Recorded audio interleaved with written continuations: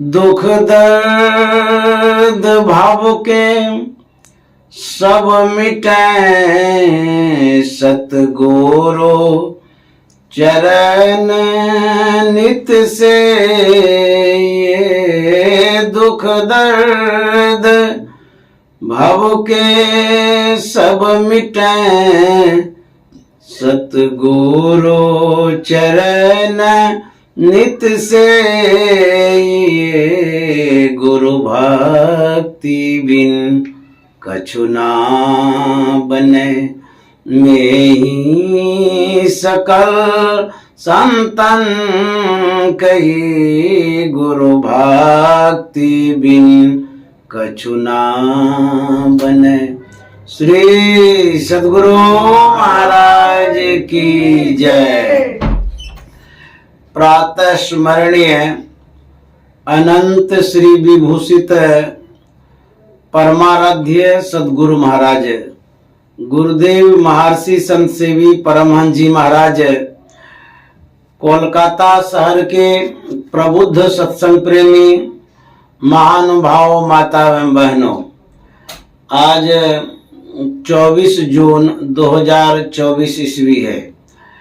अभी हम झाऊ तल्ला लोकनाथ पार्क कोलकाता में श्रीमान हरि गोविंद अग्रहरि के आवास पर सत्संग कर रहे हैं। इनकी जो धर्म पत्नी है स्वर्गीय सावित्री देवी जी, उनका तृतीय पुण्यतिथि है, अर्थात ये श्राद्ध का जो क्रम है ये तीसरे बार का है। 3 साल हो गया। तो जो गुरु भक्तिन सावित्री देवी जी हैं उनकी सराहना करता हूँ कि उनके नाम पर आज सत्संग हो रहा है और बिहार कुप्पा घाट से महर्षि मेही आश्रम से महात्माओं को आमंत्रित करके बुलाया गया है। यह बड़ा सौभाग्य का समय है और स्वर्गीय सावित्री देवी माता जी को मैं श्रद्धांजलि अर्पित करता हूँ।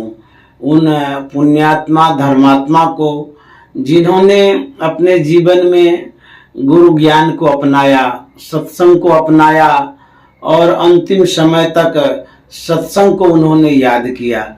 तो बड़ी पुण्यात्मा धर्मात्मा माता जी रही हैं और उनके जो पतिदेव हैं हरि गोविंद बाबू, ये भी धर्मात्मा है, पुण्यात्मा है और इन्होंने यह सत्संग का कार्यक्रम रख करके जो पुण्य का काम किया है, बड़ा सराहनीय काम है।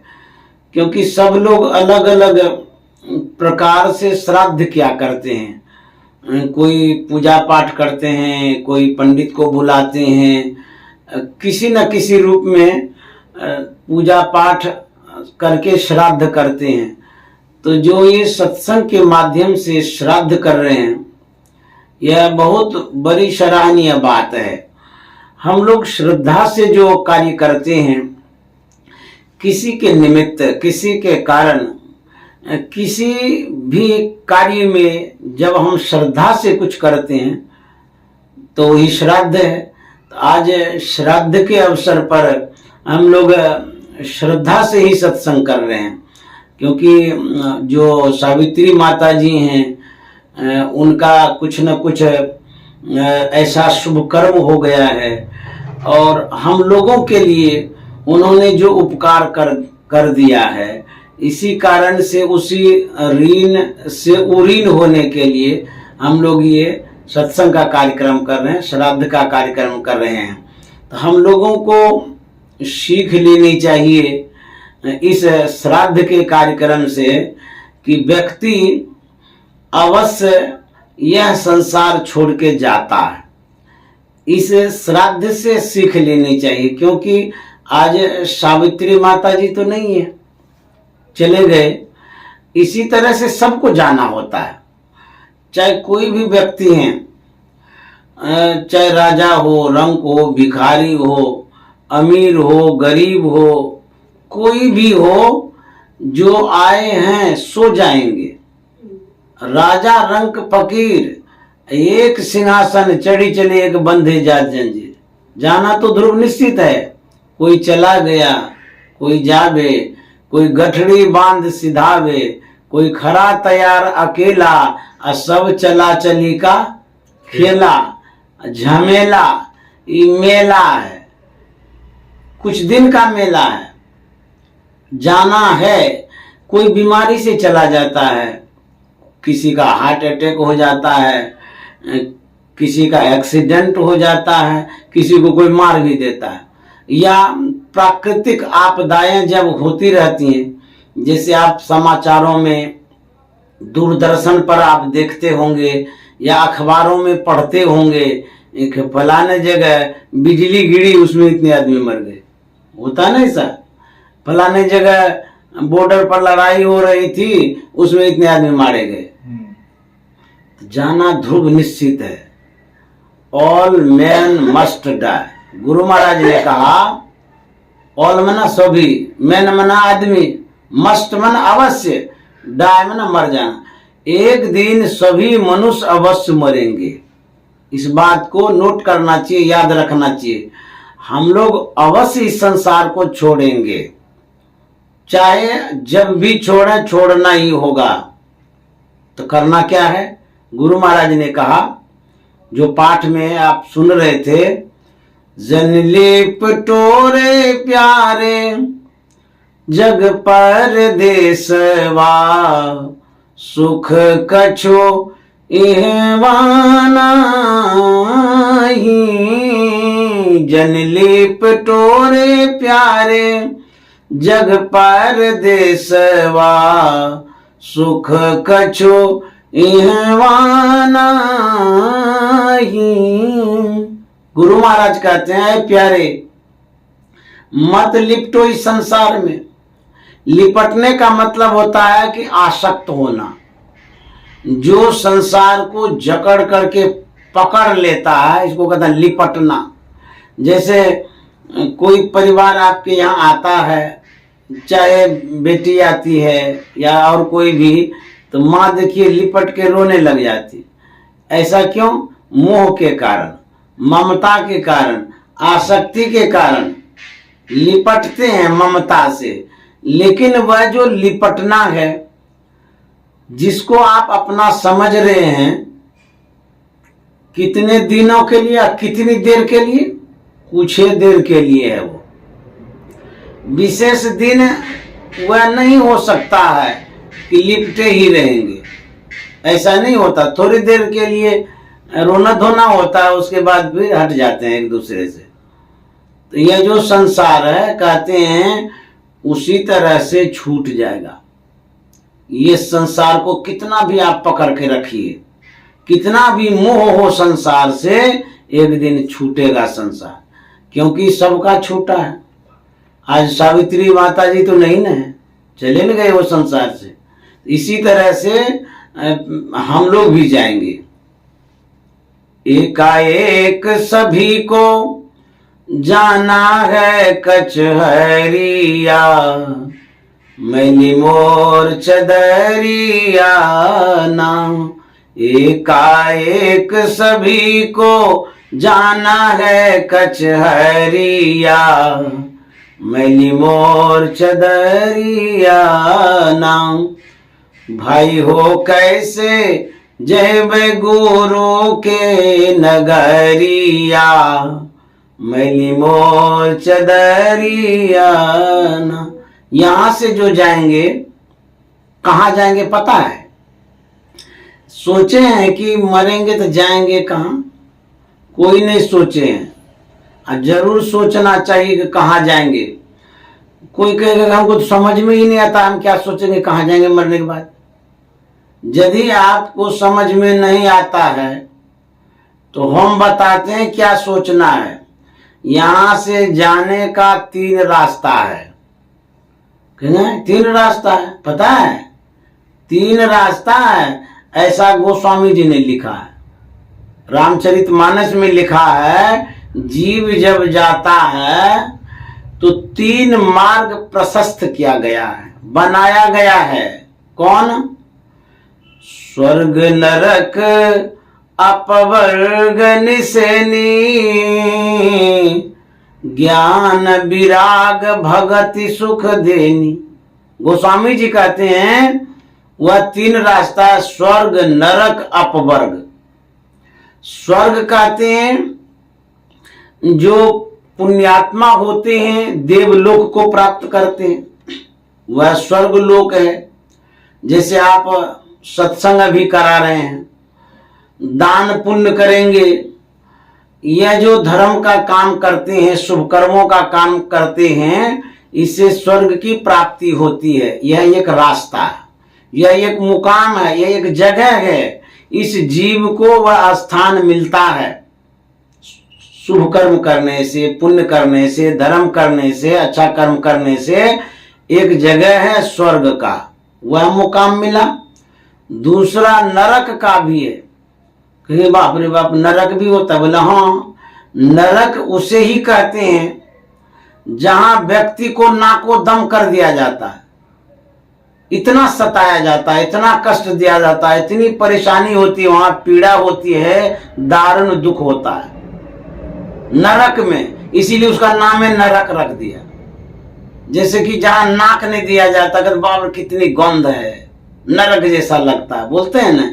उसी तरह से वह भी लोक है जहां आपको नाको दम किया जाएगा, नरक का स्थान होगा, दुख भोगना पड़ेगा, बहुत कष्टदायक वह स्थान है। यह भी एक रास्ता है, नरक। उसके बाद है परलोक, मोक्ष, मुक्ति का रास्ता। जो कोई ध्यान करते हैं, अपने आप को पिंड से ब्रह्मांड में ले जाते हैं, अंतर की साधना करते हैं, अलौकिक मार्ग पर जो चलता है उसे परलोक मिलता है, मोक्ष और मुक्ति का स्थान मिलता है।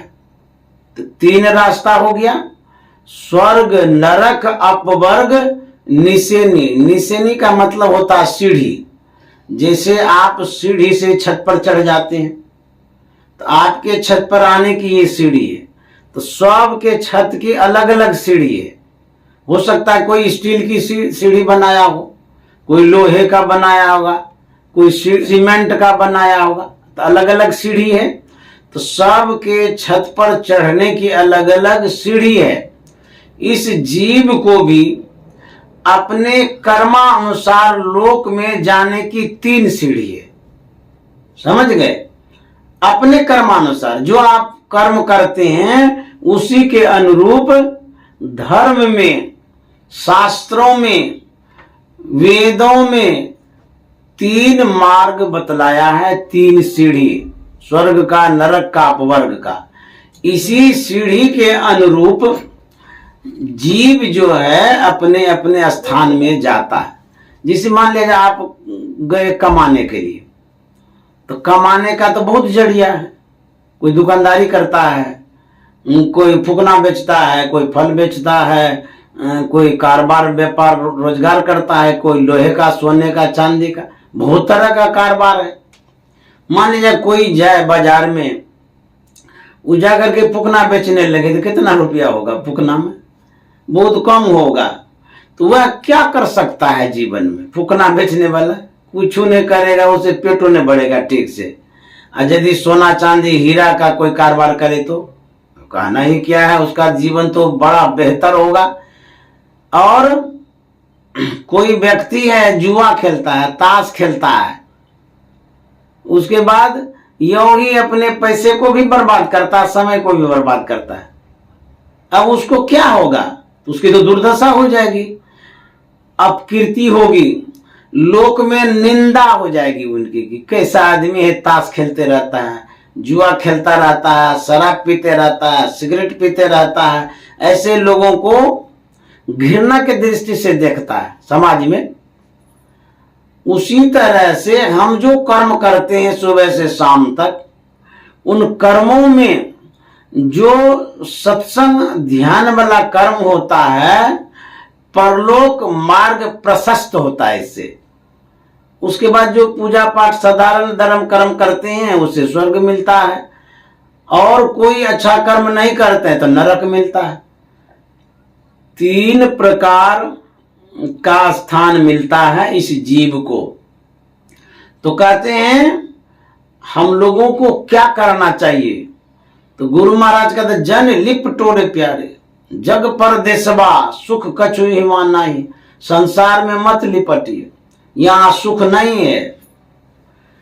मान लिया जाए आप कहीं होटल में ठहरे, तो होटल में कितने दिनों तक रह सकते हैं? 2 रोज 3 रोज तक। और उस होटल में यदि अच्छी व्यवस्था हो तो आपको लगेगा नहीं बड़ा अच्छा प्रबंध किया गया, अच्छा लगता है यहाँ पर। तो कितना भी अच्छा लगेगा तो रहने देगा थोड़ो, घर आपका थोड़ो है जो वहां रहने देगा, कहेगा नहीं नहीं अब जाइए यहाँ से। उसी तरह से गुरु महाराज कहते संसार परदेश है, ये होटल है, हम मुसाफिर हैं, अब मुसाफिर खाने में हम रह रहे हैं। यहां से जाना ही होगा। कहा? जब अपना घर जाएंगे, निज घर जाएंगे, तब आपको सुख मिलेगा। जब अपने घर आ जाते हैं, भले नमक रोटी खाते हैं, सुकून से सोते हैं, कहते नहीं नहीं बहुत अच्छा हमको लगा। तो उसी तरह से यह जो जीव है, यह जीव आ गया है संसार में। तू तरी परियोतम माही और पीवनी है शब्द में, यही ते पड़ी गयो दूर चलो नी है शब्द। गुरु महाराज कहते हम लोग अंधकार में आ गए थे परमात्मा के पास, लेकिन कर्म बस नीचे आ गए। हम अंधकार में आ गए हैं, अज्ञानता में आ गए हैं, उधेर बुन में आ गए, संशय में आ गए हैं, भ्रम होते रहता है और दुख होते रहता है यहाँ संसार में। दिन 10 नेहरवा खेलिले निज सासुर जाना हो। दिन 10 नेहरवा खेलिले निज सासुर जाना हो। जब लड़की कुमारी रहती है तो नैहर में रहती है, खेलते रहती है, घूमते रहती है, उसको कोई गम ही नहीं रहता है। और जब बारी आती है ससुराल जाने की, तब वो सोचती है कि अरे हम कहाँ गफलत में थे, हम तो सोच रहे थे यही हमारा सब कुछ है। माँ बाप भाई परिवार उसी को अपना समझ रही थी, लेकिन जब शादी होकर के जाती है सब सपना हो जाता है। बोले तेरी हमको तो ससुराल जाना पड़ा और सब दिन वहीं रहेंगे। यहाँ हम झूठों कह रहे थे कि ये हमारा अपना है। देखिए जहां आप रह रहे हैं उसी को अपना समझ रहे हैं, लेकिन वो सब सपना है। तो कुमारी लड़की को अपना तब तक लगता है जब तक उनकी शादी नहीं हुई है, और शादी जब हो जाती है ससुराल जाने लगती है तो उस समय सपना हो जाता है। तो कबीर साहब कहते हैं दिन 10 नेहरवा खेलिले निज सासुर जाना हो।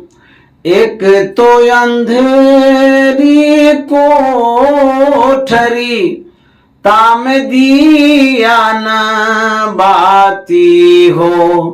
एक तो अंधेरी कोठरी ताम दिया न बाती हो। बहिया पकड़ी जमले चले कोई संग न साथी हो। बहिया पकड़ी जमले चले कोई संग न साथी हो। शादी के बाद लोकनिया जाता है ना, लोकनिया में भाई जाता है, पिता जाता है, परिवार के लोग जाते रहते हैं। कबीर साहब कहते हैं यदि शुभ कर्मों को नहीं किए, अच्छा कर्म नहीं किए, तो लोकनिया में जमराज जाएगा, जमराज पकड़ के ले जाएगा। कहते हैं बहिया पकड़ी जम ले चले कोई संग न साथी हो, तब क्या होगा जब जमराज पकड़ेगा। तो इसीलिए सत्संग की आवश्यकता है, इसीलिए सद्गुरु की आवश्यकता है, इसीलिए भजन भेद की आवश्यकता है। यदि आप दीक्षा लेते हैं, सद्गुरु के शरण में जाते हैं, वो सद्गुरु आपका साथ देता है, हेल्प करता है। जैसे आप किसी कंपनी के नेटवर्क से जुड़े रहते हैं, उसके नियम का फॉलो करते हैं, पालन करते हैं, उस नेटवर्क से आपको हेल्प मिलता है। जैसे मान लीजिए एयरटेल कंपनी का सिम है, उस एयरटेल कंपनी के द्वारा नेटवर्क सुविधा मिलती है बात करने का और भी कुछ करने का, मोबाइल चलाने का। ठीक उसी तरह से संत सद्गुरु से यदि आप जुड़ते हैं, उसके नेटवर्क से आप लाभ लेते हैं। कैसे लाभ लेते हैं? यदि आपका शरीर छूटता है, उस समय आपके पास जमराज नहीं आएगा। कौन आएंगे? जिनसे जुड़े हुए हैं, संत सद्गुरु आएंगे, स्वसम्मान यहां से जाएंगे। क्योंकि कबीर साहब ने कहा, आए हैं सो जाएंगे। राजा रंक फकीर एक सिंहासन चढ़ी चले, एक बंधे जात जंजीर। सिंहासन पर चढ़ गए कौन जाएंगे? जो सद्गुरु से जुड़े हैं, उनको हेल्प मिलेगा। जो सत्संग करते हैं उसको मदद मिलेगा। अन्यथा यदि सच्चे सद्गुरु से नहीं जुड़ते हैं, उनका सद्ज्ञान यदि नहीं लेते हैं, तो कहते हैं तब तो बंद करके जाएंगे, जमराज घसीट करके ले जाएंगे। इस तरह से जीव को कष्ट होता है। तो गुरु महाराज कहते हैं, यह परदेसवा काल कुभेसवा, जोरे आवें दुख पाई।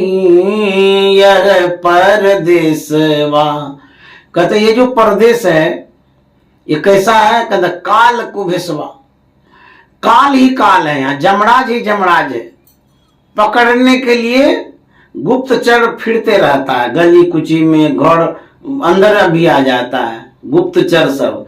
तो काल जो है ना, वो गुप्तचर है ईश्वर का, परमात्मा का। उसको सिपाही बना कर रखा है कि जो जीव सत्संग भजन नहीं करता है, सद्धर्म नहीं करता है, सत्कर्म नहीं करता है, उसको घसीट के यहां ले आओ।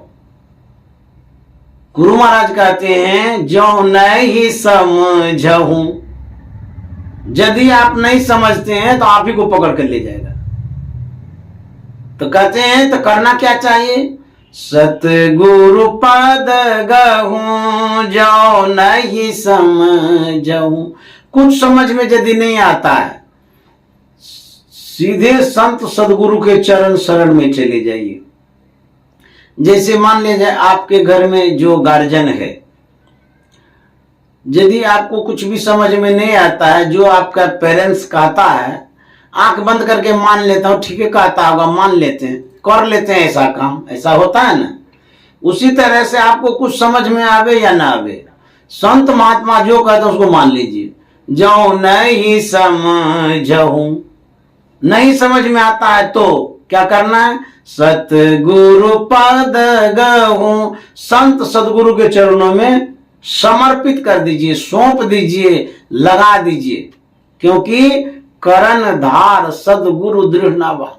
सदगुरु क्या होते हैं? मल्लाह, खेने वाले, पार लगाने वाले, कर्णधार। यदि आप सच्चे सदगुरु के शरण में जाते हैं, वो पक्के कर्णधार होते हैं। वो क्या करते हैं? आपकी जीवन रूपी नैया को सही दिशा की ओर खेव के ले जाते हैं, पार लगाते हैं। यदि कच्चा मल्लाह मिल गया तो नाव भले ही मजबूत है, लेकिन नाविक यदि गड़बड़ है तो नैया डूबेगी।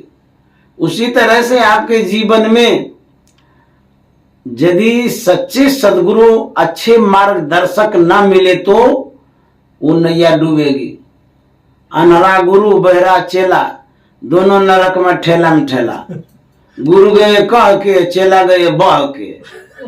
ऐसा भी होता है कि कान फुक्का गुरु होता है, कान में फूक दिया, अब क्या फूका पता नहीं, अब बस करते रहिए। जो बताया चलते रहिए, क्योंकि उसको ज्ञान ही नहीं है। इसीलिए सच्चे सदगुरु की आवश्यकता है, अच्छे गुरु की आवश्यकता है। जब तक अच्छे गुरु नहीं मिलेंगे तब तक बेड़ा पार नहीं होगा। एक लघु कथा है। महात्मा अपने सेवकों के साथ कहीं यात्रा में थे। उसी क्रम में एक नदी मिली, तो महात्मा जी उस नदी में प्रवेश कर रहे थे। पीछे पीछे चेलाराम भी आ रहा था। नदी में धाराएं तेज थी। उन धाराओं में जैसे ही कदम बढ़ा रहे थे महात्मा जी, तो पीछे पीछे आ रहे सेवकों से महात्मा ने कहा कि मेरी बाह को पकड़ लो, नहीं तो मैं इन धाराओं में बह जाऊंगा, डूब जाऊंगा। शिष्य सुन तो लिया लेकिन बाह नहीं पकड़ा। तो गुरुजी आगे आगे और बढ़ते जा रहे थे।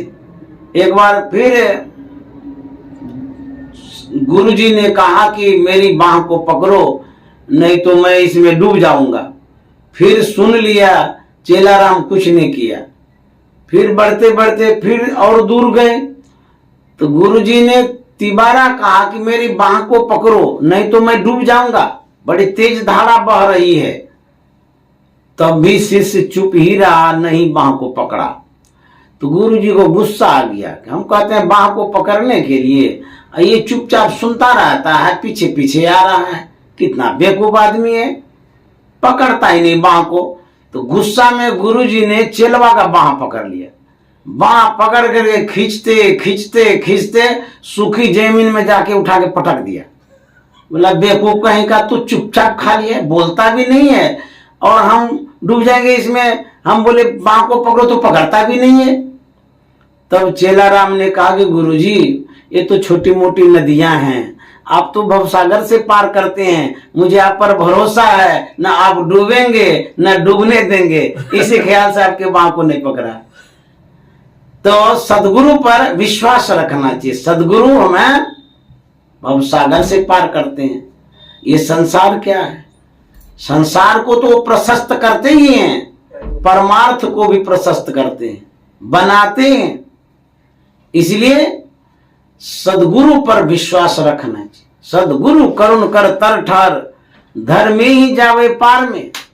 सदगुरु पर जब विश्वास रखेंगे तो भवसागर से पार होंगे, नहीं तो कहीं से पार नहीं हो सकते हैं। ये विश्वास बहुत जरूरी है। बिनु विश्वास भगति नहीं, तई बिनु द्रवहीन राम, राम कृपा बिनु जीव स्वप्न लय विश्राम। भगवान कृपा करते हैं, जीव पर दया करते हैं। यदि कृपा वो नहीं करते तो मनुष्य का शरीर नहीं मिलता। एक बार नारद मुनि विष्णु भगवान के पास पहुंचे। विष्णु भगवान से नारद मुनि ने कहा कि भगवान, जब आप जीवों पर प्रसन्न होते हैं, पहली बार जीव के लिए आप क्या करते हैं? यह सुनकर के विष्णु भगवान ने कहा कि मुनि जी, जिस जीव पर मैं प्रसन्न होता हूं, खुश हो जाता हूं, तो पहली गिफ्ट, पहली भेंट, पहली बार में हम उसे मनुष्य का शरीर देते हैं, बड़भागी शरीर देते हैं, साधन धाम वाला शरीर देते हैं। तो बोले दूसरी बार खुश होते हैं तो दूसरी बार क्या करते हैं? विष्णु भगवान ने कहा, जब मैं दूसरी बार जीव पर प्रसन्न होता हूं, उस मानव को सत्संग प्रदान कर देता हूं। यह भगवान की कृपा है, क्योंकि बड़े भाग पाइए सत्संगा, बड़े भाग से सत्संग मिलता है, लेकिन बिना ही प्रयास हो ही भवभंगा। बिना प्रयास का ही भव सागर से हम पार हो जाते हैं, दुख दूर हो जाता है। तो जीव पर जब विष्णु भगवान खुश हो जाते हैं, दोबारा में उसको सत्संग देते हैं। तो नारद मुनि ने लगे हाथ पूछ दिया कि भगवान, जब तीसरी बार खुश होते हैं तब क्या करते हैं? तो विष्णु भगवान ने कहा, जब मैं तीसरी बार खुश होता हूं, उस जीव को संत सदगुरु के हाथ में सौंप देता हूं, संजोग बैठा देता हूं सदगुरु के करीब आने का, पास आने का, उनके हाथ में सुपुर्द कर देता हूं। तो बोले कि जब चौथी बार खुश होते, बोले चौथी बार की आवश्यकता नहीं होती, चौथी बार हमको कुछ करना ही नहीं पड़ता है। बोले तब? बोलेगा अब जो कुछ भी करना होता है वो संत सदगुरु करते हैं, उसके आगे की भूमिका हमारे पास नहीं होती। तो सदगुरु के पास जब जाते हैं वो क्या करते हैं? सतगुरु पशु मानस करे, मानस था सिद्ध सोय, दादू सिद्ध था देवता, देव निरंजन हो। सदगुरु क्या करते हैं? गढ़ते हैं, सजाते हैं, जीव को ज्ञान देते हैं और उसको उच्चतर स्थानों में प्रतिष्ठित कर देते हैं। हम जिस स्थिति में हैं यहां से बेहतर स्थिति में सदगुरु लाते हैं। इसीलिए सदगुरु की आवश्यकता है। और जब सदगुरु के पास चले जाते हैं तब भगवान की कोई भूमिका नहीं रहती, कोई आवश्यकता ही नहीं रहती है। क्यों? एक गुरु भक्तिन हुई है सहजोबाई, उन्होंने कहा है राम तजो पे गुरु न विसारू, गुरु के सम हरि कौन निहारू। राम तजो पे गुरु न विसारू, गुरु के सम हरि कौन निहारू। उनसे पूछा भाई आप राम को छोड़ सकते हैं और गुरु को नहीं छोड़ सकते हैं, आखिर गुरु में क्या विशेषता है जो आप गुरु को पकड़े रहेंगे राम को छोड़ देंगे? वो जवाब देती है हरि ने जन्म दियो जग माही, गुरु ने आवा गमन छुटाई। इसीलिए राम तजो पे गुरु न विसारू, गुरु के सम हरि कौन निहारू। सहजोबाई कहती है भगवान ने तो कृपा करके मनुष्य का शरीर दिया है, लेकिन मनुष्य शरीर में आकर के भी हम भटक जाते हैं, आवागमन में पड़ जाते हैं, दुख संकट में पड़ जाते हैं, हमारे द्वारा अनैतिक कार्य हो जाता है, अपकर्म हो जाता है, गलत काम हो जाता है, जिसे हम नरक चले जाते हैं। तो संत सदगुरु क्या करते हैं? कहते हैं वो सही रास्ता बतलाते हैं, सही दिशा बतलाते हैं, सही मार्ग बतलाते हैं। उस मार्ग पर चल करके हम अपने जीवन को धन्य कर लेते हैं। इसलिए सदगुरु की आवश्यकता है। जब तक गुरु से नहीं जुड़े हैं तब तक आपका जन्म नहीं हुआ है। जब आप दीक्षा लेते हैं तब आपका जन्म होता है। कहेंगे ये कैसे बात बोलते हैं? आप मां के गर्भ से बाहर आए थे तो जन्म हुआ था ना, उस शरीर का जन्म हुआ था। उस शरीर था मां के गर्भ से जो बाहर आया उसी का जन्म हुआ था।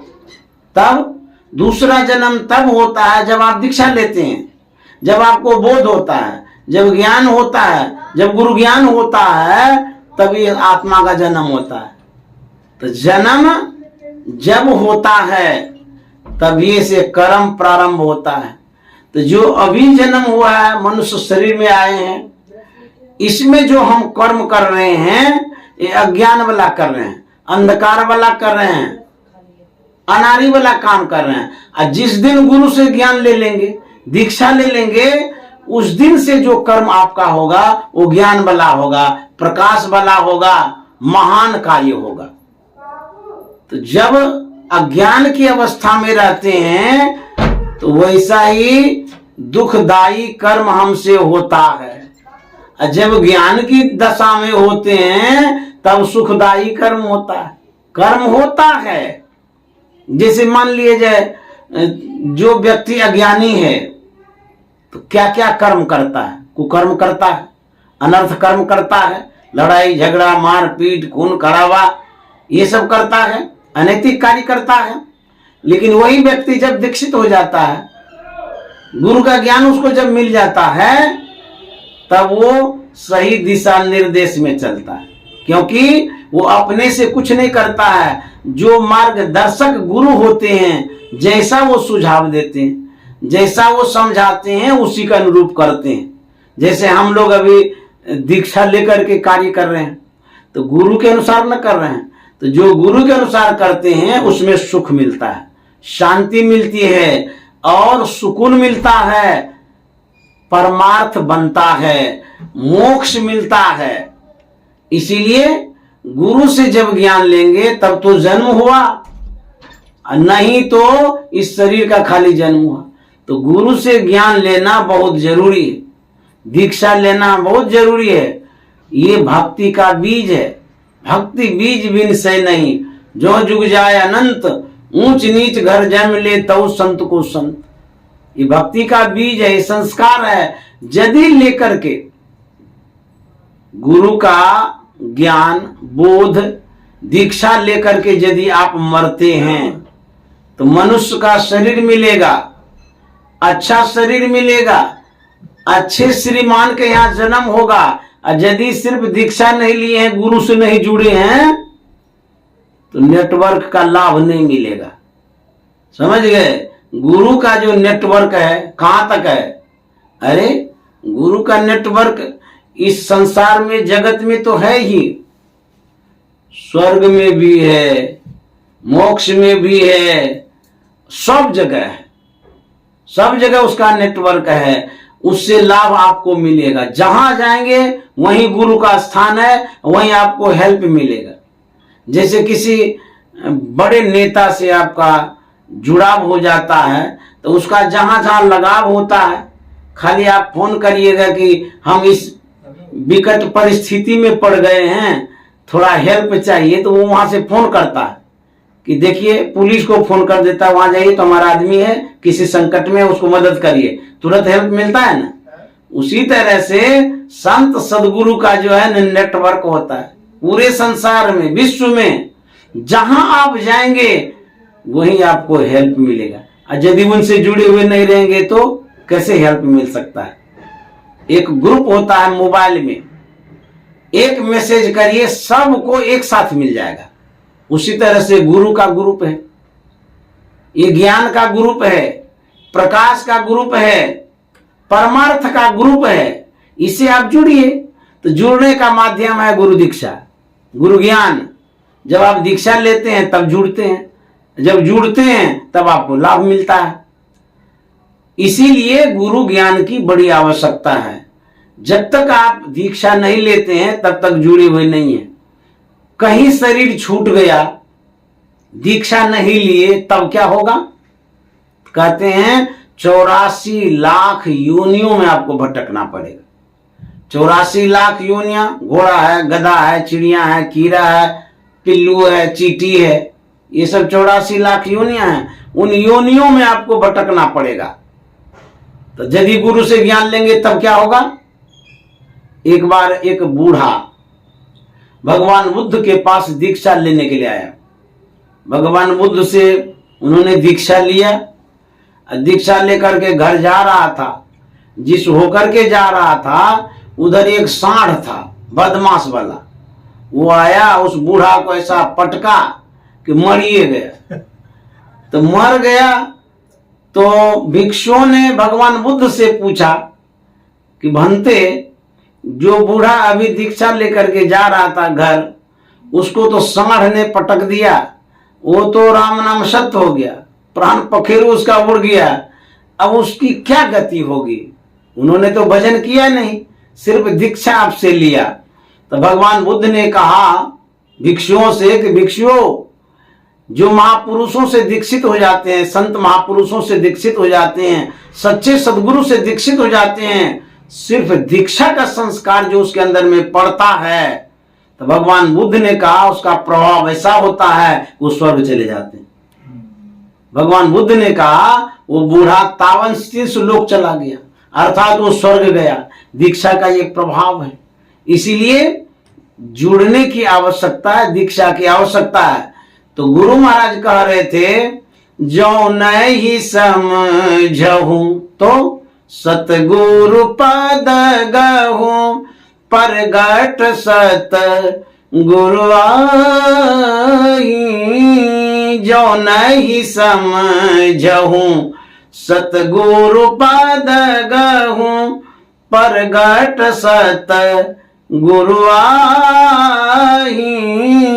बाबा देवी साहब प्रगट सत गुरु में ही जा पद बलि जाई।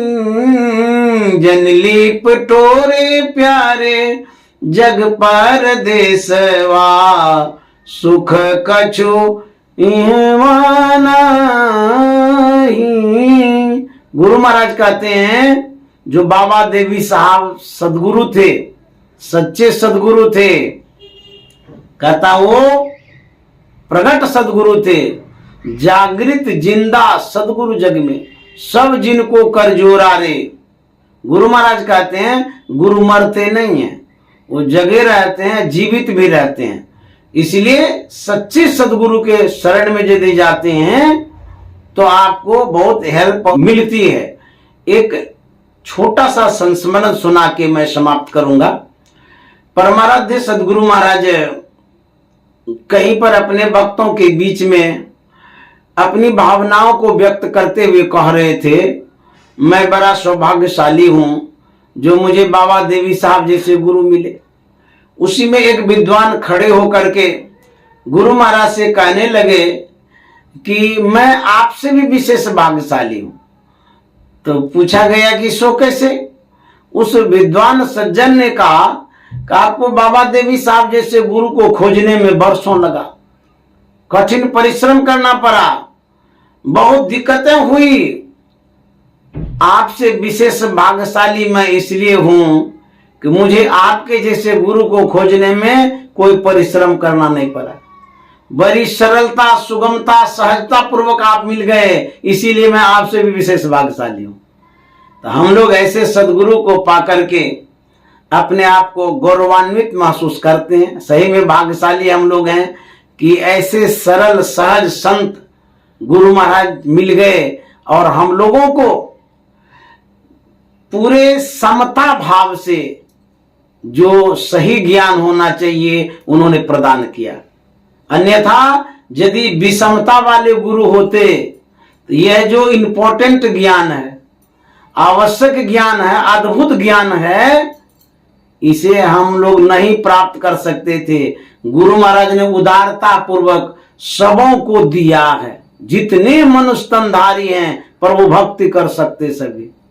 और गुरु महाराज ने कहा यही ढोल पिटाए सुनाए दिया गुरु साहब बाबा देवी ने। सबको एक समान गुरु का ज्ञान मिला है। अन्यथा यही ज्ञान जो हम लोग बिंदु ध्यान विधि, नाद ध्यान विधि का चर्चा करते हैं, ऐसा ज्ञान यदि कहीं प्राप्त करिएगा किसी और मत संप्रदाय में, टेढ़ी खीर नहीं मिलेगा, जल्दी पैसा लगेगा, जल्दी आपको वहां फटकने भी नहीं देगा। लेकिन हमारे गुरु महाराज कैसे उदार थे, ऐसो को उदार जग माही, बिन सेवा जो द्रव्य दीन पर तू सरिस को नाही। जितने मनुष्य तनधारी हैं, चाहे हिंदू हो, मुसलमान हो, सिख हो, जैन हो, बौद्ध हो, कोई भी हो, सब यहाँ आकर के ज्ञान ले सकते हैं। खुरपी पास, कचिया पास, कुदाल पास, हरवाहा, चरवाहा, पढ़े अनपढ़, किसी भी जाति वर्ग संप्रदाय के हों, सबको समान रूप से हमारे सदगुरु महाराज ने अंतर ज्ञान का बोध दिया, समझाया, सिखाया। जो राज छिपी हुई थी अंतर भजन का, उस राज का उजागर करने वाले हमारे सदगुरु महाराज हुए और हम सबों को समान रूप से उस ज्ञान को दे दिए हैं, बांट दिए हैं, प्रस्तुत कर दिए हैं। ऐसे महान गुरुओं को मैं नमन करते हुए अपनी वाणी में विराम देता हूं। श्री सदगुरु महाराज की जय।